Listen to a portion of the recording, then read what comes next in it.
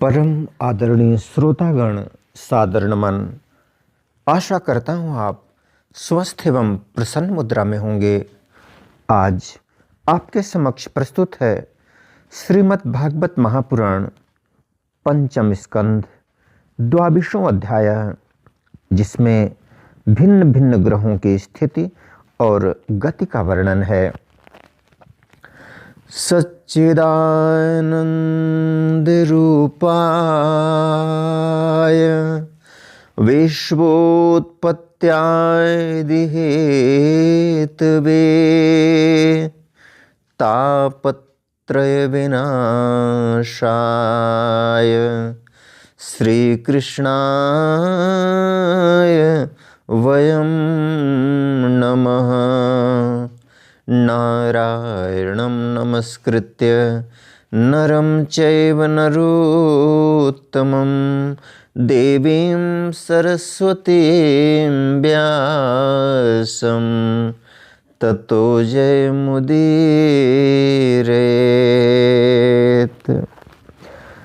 राजा परीक्षित ने पूछा सुखदेव जी से, भगवान, आपने जो कहा कि यद्यपि भगवान सूर्य राशियों की ओर जाते समय मेरु और ध्रुव को दाईं ओर रखकर चलते मालूम होते हैं, किंतु वस्तुतः उनकी गति दक्षिणावर्त नहीं होती।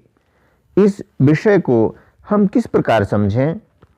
श्री सुखदेव जी ने कहा, राजन, जैसे कुम्हार की घूमते हुए चाक पर बैठकर उसके साथ घूमती हुई चींटी आदि की अपनी गति उससे भिन्न ही है, क्योंकि वह भिन्न भिन्न समय में उस चक्र के भिन्न भिन्न स्थानों में देखी जाती है।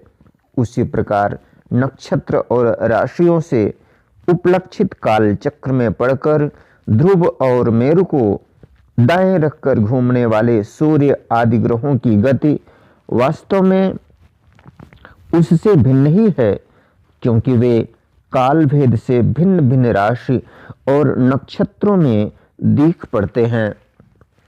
वेद और विद्वान लोग भी जिनकी गति को जानने के लिए उत्सुक रहते हैं, वे साक्षात आदि पुरुष भगवान नारायण ही लोकों के कल्याण और कर्मों की शुद्धि के लिए अपने वेदमय विग्रह काल को 12 मासों में विभक्त कर वसंत आदि 6 ऋतुओं में उनके यथा योग्य गुणों का विधान करते हैं।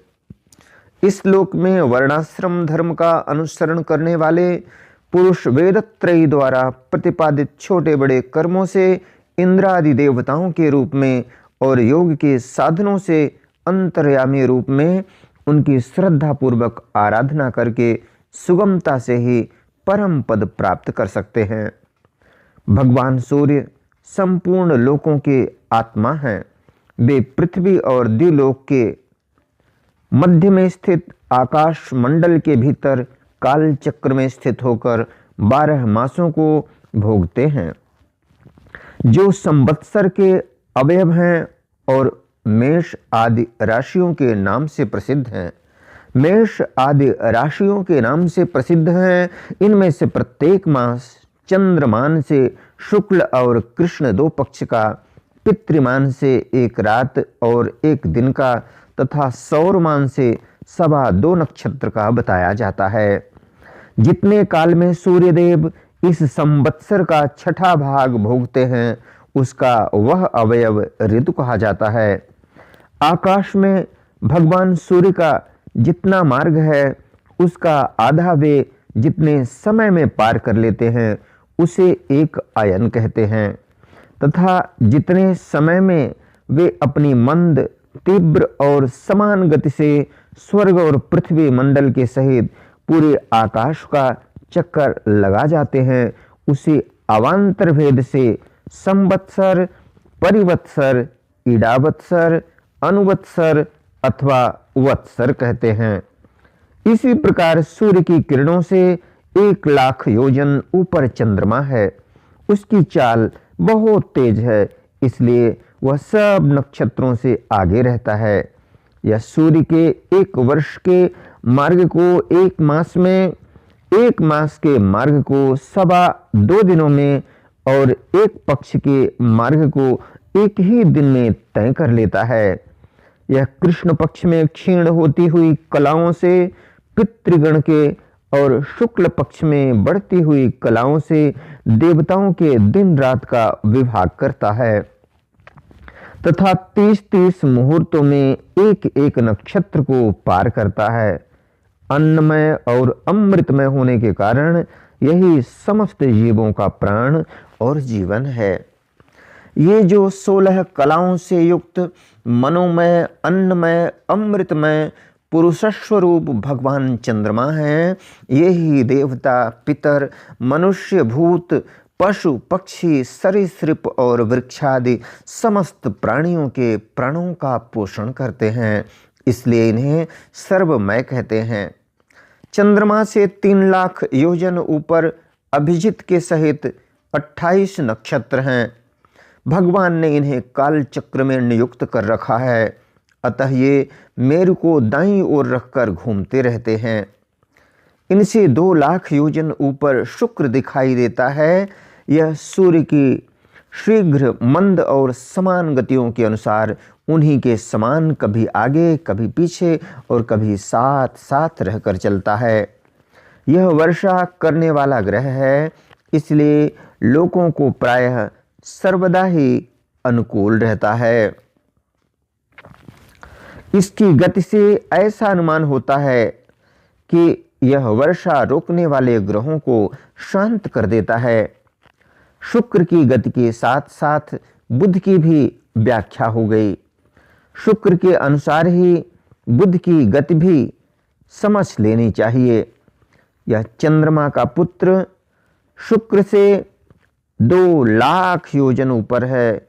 यह प्रायः मंगलकारी ही है, किंतु जब सूर्य की गति का उल्लंघन करके चलता है तब बहुत अधिक आंधी, बादल और सूखे के भय की सूचना देता है।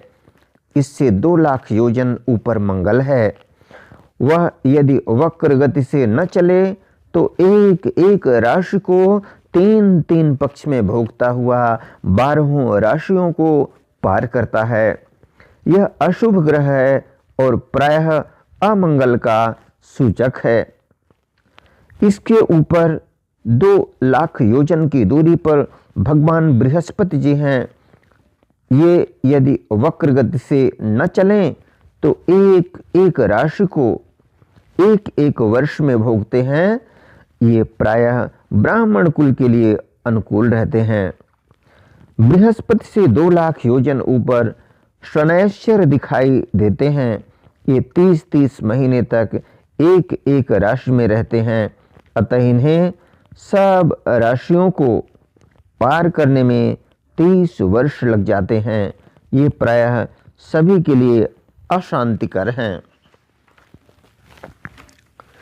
इनके ऊपर 11 लाख योजन की दूरी पर कश्यपादि सप्तर्षि दिखाई देते हैं। ये सब लोगों की मंगल कामना करते हुए भगवान विष्णु के परम पद ध्रुव लोक की प्रदक्षिणा किया करते हैं। इत श्रीमद्भागवते महापुराणे पारमहंस्यां संहितायां पंचम स्कंधे ज्योतिश्चक्रवर्णने 22वां अध्यायः। बोलो वृंदावन बिहारी लाल की जय।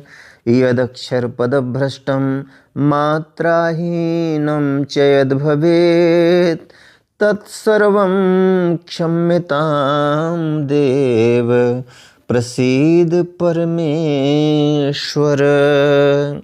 वीडियो देखने के लिए धन्यवाद एवं आभार। जय हिंद, जय जगत। आपका जीवन मंगलमय हो।